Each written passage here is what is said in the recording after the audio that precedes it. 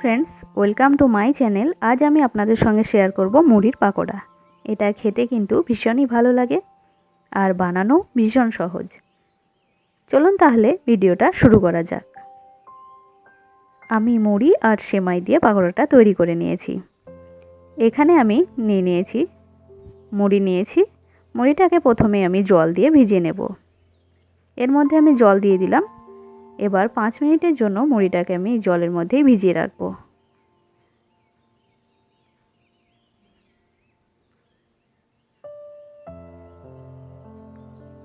পাঁচ মিনিট হয়ে গেছে, মুড়িটা খুব ভালোভাবে ভিজে গেছে। এবার মুড়িটা থেকে জলটা আমি ছেঁকে নেব। জল ছেঁকে নেওয়া হয়ে গেছে। আর এখানে আমি নিয়েছি 3টে ছোট সাইজের আলু সেদ্ধ, এটা দিয়ে দিলাম। এবার হাত দিয়ে খুব ভালোভাবে মেখে নেব।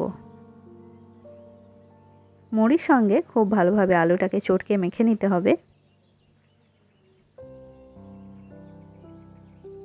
খুব ভালোভাবে মেখে নেওয়া হয়ে গেছে। এবার বাকি উপকরণ এর মধ্যে দিয়ে দিলাম গ্রেট করে নেওয়া রসুন, গ্রেট করে নেওয়া আদা, দিয়ে দিলাম কাঁচা লঙ্কা কুচি।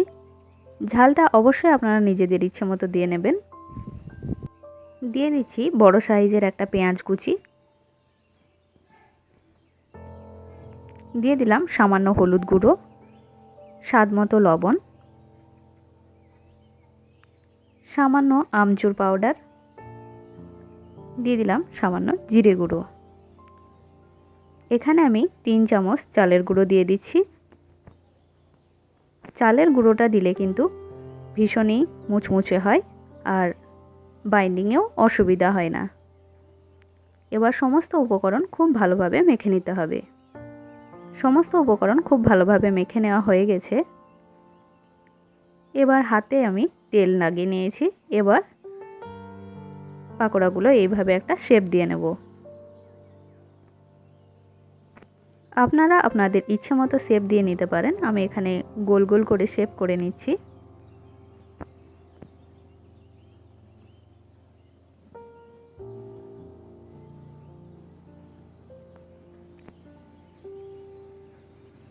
এইভাবে আমি সমস্ত পাকোড়া তৈরি করে নেব।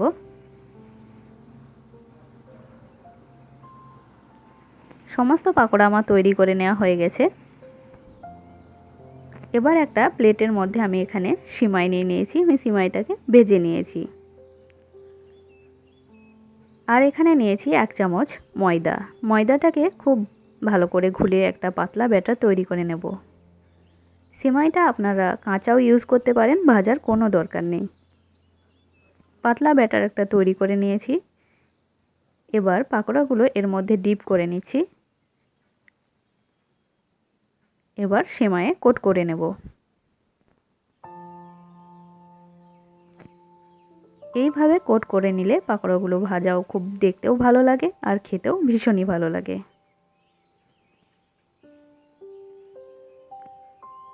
এই সেম প্রসেসেই আমি সমস্ত পাকোড়াগুলো কোট করে নেব।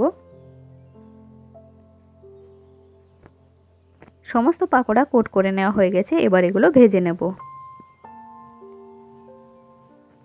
গ্যাসে একটা কড়াই বসিয়ে এর মধ্যে তেল গরম করে নিয়েছি। এখানে খেয়াল রাখতে হবে তেলটা কিন্তু মিডিয়াম আঁচেই দিতে হবে। হালকা গরম অবস্থাতেই পাকোড়াগুলো ভেজে নিতে হবে। পাকোড়াগুলো হাই ফ্লেমে কখনোই ভাজবেন না, তাহলে কিন্তু ভেতরে কাঁচা থেকে যেতে পারে। আর একদম লো ফ্লেমেও ভাজবেন না, তাহলে কিন্তু পাকোড়াগুলো তেল শোক করবে বেশি। সমস্ত পাকোড়া গোল্ডেন ব্রাউন করে ভেজে নেব আমি।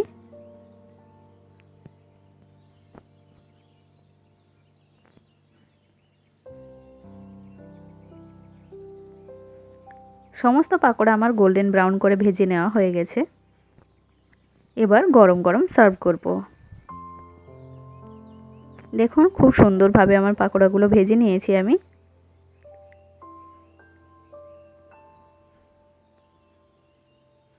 এইভাবে আপনারা বাড়িতে একবার ট্রাই করে অবশ্যই দেখবেন। আর আমার আজকের ভিডিওটি যদি আপনাদের ভালো লাগে তাহলে অবশ্যই একটি লাইক করবেন, শেয়ার করবেন এবং আমার চ্যানেলটি সাবস্ক্রাইব করবেন।